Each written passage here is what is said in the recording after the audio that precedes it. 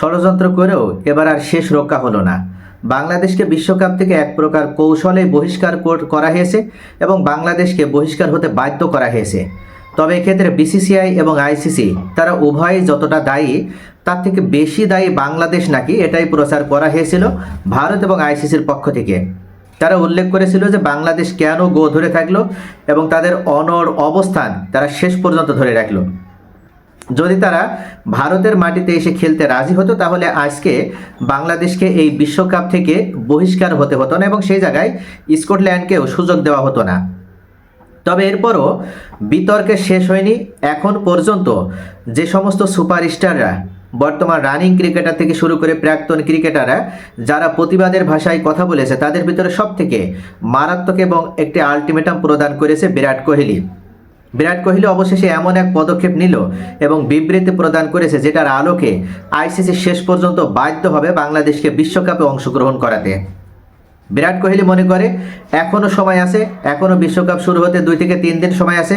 তাই অবশ্যই এই 2 থেকে 3 দিনের ভিতরে যদি বাংলাদেশকে সুযোগ দেওয়া হয় তাহলে অবশ্যই বিশ্বকাপটা সত্যিকারের একটা বিশ্বকাপে পরিণত হবে। আর বাংলাদেশ যদি এই বিশ্বকাপে না থাকে তাহলে এটা কখনো বিশ্বকাপ বলতে রাজি নয় বিরাট কোহলিও। আগে যেমন সঞ্জয় মঞ্জারকার উল্লেখ করেছিল যে আমি মনে করি যে এই বিশ্বকাপটা কোনোভাবেই বিশ্বকাপ নয়, যে বিশ্বকাপটাই বাংলাদেশের মতন একটা হট ফেভারিট দল যারা যোগ্যতার ভিত্তিতে কোয়ালিফাই করে আজকে এই পর্যন্ত এসেছে, তাদেরকে আপনি কৌশলে পলিটিক্সের মাধ্যমে যেভাবে বহিষ্কার করেছেন, সেটার আলোকে কোনোভাবেই এই বিশ্বকাপটা আর ওয়ার্ল্ড কাপের মর্যাদায় নেই। এটা এখন একতরফা হয়ে গেছে, অর্থাৎ এক কেন্দ্রিক হয়ে গেছে। গতকালকে আমি একটি ভিডিওতে উল্লেখ করেছিলাম যে রিকি পন্টিং তিনি উল্লেখ করেছেন যে এই বিশ্বকাপ এই বিশ্বকাপ যেখানে আয়োজন হচ্ছে খোদ ভারতে, অর্থাৎ ভারতের ক্রিকেট বোর্ড বিসিসিআই, তাদের কথা উঠবস করে আইসিসি। এটা দীর্ঘদিনেরই একটা কথা ছিল, কিন্তু অবশেষে আইসিসি সেটা আরও একবার তারা প্রমাণ করে দিল যে তারা কোনোভাবে ভারতের কথার বাহিরে যে কোনো সিদ্ধান্ত নিতে পারে না। ভারতে ক্রিকেট বোর্ড শেষ পর্যন্ত বাংলাদেশকে বিশ্বকাপে চায়নি, যার কারণে বাংলাদেশও বিশ্বকাপ খেলতে পারেনি। অর্থাৎ আইসিসি তারা ডাবল স্ট্যান্ড গ্রহণ করেছে, তারা ভারতের ক্ষেত্রে এক নীতি, বাংলাদেশের ক্ষেত্রে অন্য নীতি গ্রহণ করেছে। এমনকি আমরা আরও সুপারস্টার দেখেছি, মার্ক বাউসার, কেভিন পিটারসন, তারা উল্লেখ করেছে যে আজকে যদি বাংলাদেশের জায়গায় ভারত এই কথাটা বলতো যে আমরা বাংলাদেশের মাটিতে যে বিশ্বকাপে খেলতে পারবো না বা আমরা বিশ্বকাপে অংশ নেব না, তাহলে আইসিসি কিন্তু কোনো কারণ জিজ্ঞাসা না করেই ভারতকে তারা নিরপেক্ষ ভেন্যুতে খেলার আয়োজন করে দিত।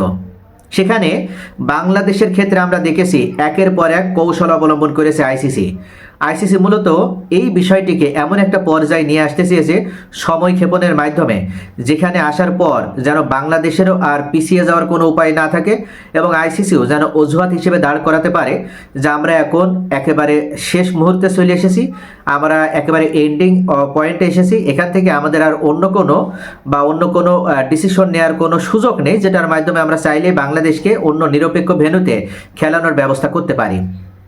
অর্থাৎ এক প্রকার সাপও মারবে আবার লাঠিও ভাঙবে না, এই কৌশলই আইসিসি অবলম্বন করেছিল। যার কারণে আমরা দেখেছি বাংলাদেশ শুধু আবেদনই করেনি, একের পর এক মেইল পাঠিয়েছে, একটা নয়, দুইটা নয়, তিনটা মেইল করেছে, তারা সংবাদ সম্মেলন করে জানিয়েছে। এছাড়া আইসিসির আপনার হাই সিকিউরিটি অফিসার তিনি পর্যন্ত বাংলাদেশকে সরাসরি বাংলাদেশ ক্রিকেটারদের সাথে আলোচনা করেছে, বিসিবির সাথে আলোচনা করেছে, বাংলাদেশ সরকারের সাথে আলোচনা করেছে। সব মিলিয়ে যে সমস্ত প্রসেস মেনটেন করার সমস্ত প্রসেস বাংলাদেশ মেনটেন করেছে, তারপরও বাংলাদেশকে সুযোগ দেওয়া হয়নি। আর এক্ষেত্রেই একের পর এক সুপারস্টাররা তারা যতটা ক্ষুব্ধ হয়েছে তার থেকে বেশি মাত্রায় এবার ক্ষুব্ধ প্রতিক্রিয়া ব্যক্ত করলো বিরাট কোহলি উল্লেখ করেছে আইপিএল থেকে মুস্তাফিজুর রহমানকে বাদ দেওয়াই ছিল চরম একটা ভুল এবং সেখান থেকেই মূলত এই ঝামেলাটার সূত্রপাত হয়েছে। মুস্তাফিজুর রহমানকে বাদ দিলে বাংলাদেশ যে ভারতে বিশ্বকাপ খেলবে না, এটা ভারত ও আইসিসি বুঝতে পারেনি। দেশের ভিতর রাজনীতি সমীকরণ ক্রিকেটের ভিতরে আনা কখনোই উচিত নয়। ক্রিকেটের সৌন্দর্য ভারতের পরে বাংলাদেশের দেশ, অর্থাৎ 10 দেশ মিলে যে দর্শক সংখ্যা তা শুধু এক বাংলাদেশেরই সমান বলেও বিরাট কোহলি উল্লেখ করেছেন।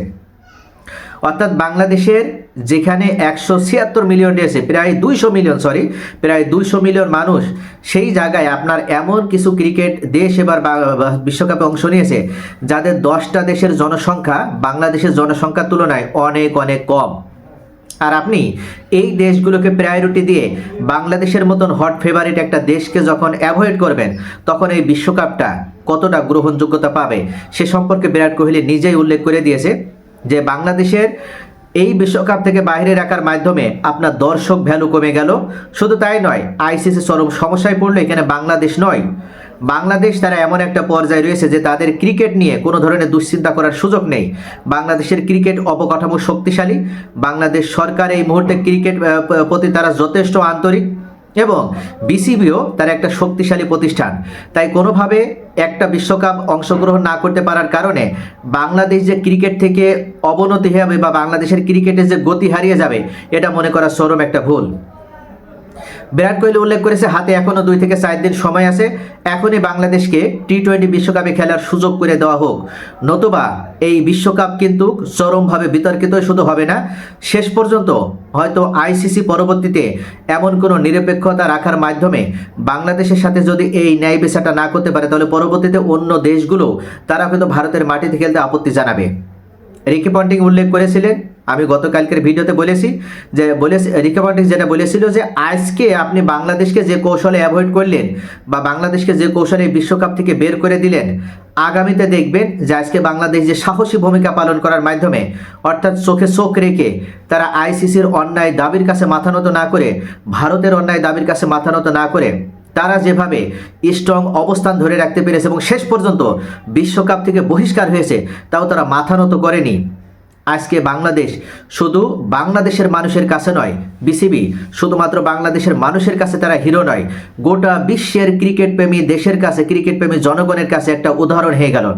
অর্থাৎ অন্যায় দাবির কাছে যে বাংলাদেশ মাথা নত করবে না, এটা থেকে শিক্ষা নিয়ে অনেক ক্রিকেট দেশ পরবর্তীতে ভারতের মাটি বয়কট করবে বা ভারতের বিরুদ্ধে তারা ক্রিকেট খেলা বয়কট করবে।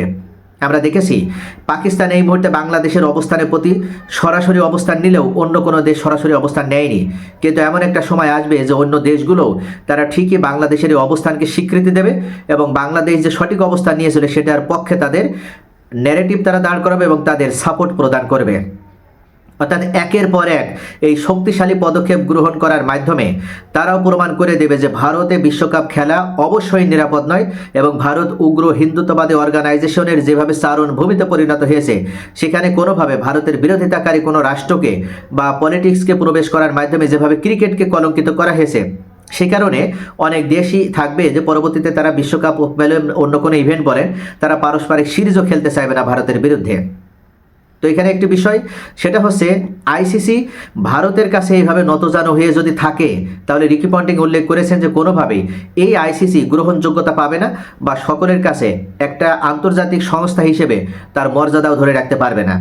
তাই এখনই সময় ক্রিকেটের ভিতর থেকে পলিটিক্সকে একেবারে বিসর্জন দিয়ে ক্রিকেটকে ক্রিকেটের জায়গায় রাখার জন্য এবং ক্রিকেট খেলাটাকে সকলের জন্য একটা আনন্দের জায়গা হিসেবে স্বীকৃতি দেওয়ার মাধ্যমে একটা উন্মুক্ত প্লেস নির্ধারণ করে দেওয়া, যেখানে লেভেল প্লেইং ফিল্ডের মাধ্যমে এই ক্রিকেটে সকলের সমান অংশীদারিত্বের ভিত্তিতে সুযোগ সুবিধা পাবে এবং এটাই নিশ্চিত করতে না পারলে এই আইসিসির আর কোনো গ্রহণযোগ্যতাই থাকবে না। তবে এবার বিরাট কোহলি যে আলটিমেটাম প্রদান করলো, বিরাট কোহলি যে চ্যালেঞ্জ ছুড়ে দিল, অবশেষে এই চ্যালেঞ্জের ভিত্তিতে আইসিসি যদি এখন বাংলাদেশকে সুযোগ না দেয়, তাহলে পরবর্তীতে কিন্তু আইসিসিকে চরমভাবে ক্ষতিগ্রস্তই শুধু হতে হবে না, এমনও হতে পারে যে আইসিসি ভেঙে 2টা আইসিসি বা আমরা ক্রিকেট বিশ্বকে দেখতে পারি যে 2টা ভাগে তারা বিভক্ত হয়ে গেছে। ইতিমধ্যে পাকিস্তানের প্রতিরক্ষা মন্ত্রী খাজা আসিফ কিন্তু উল্লেখ করেছে যে এমন একটা সময় আসবে যখন পাকিস্তান বাংলাদেশ মিলে তারা অন্য সহযোগী দেশগুলোকে নিয়ে বা সমমনা দলগুলোকে নিয়ে একটা ক্রিকেট প্ল্যাটফর্ম গড়ে তুলে বাধ্য হবে এবং সেটা মূলত ভারতের বিরুদ্ধে অবস্থান হিসেবে সেটা তারা করবে।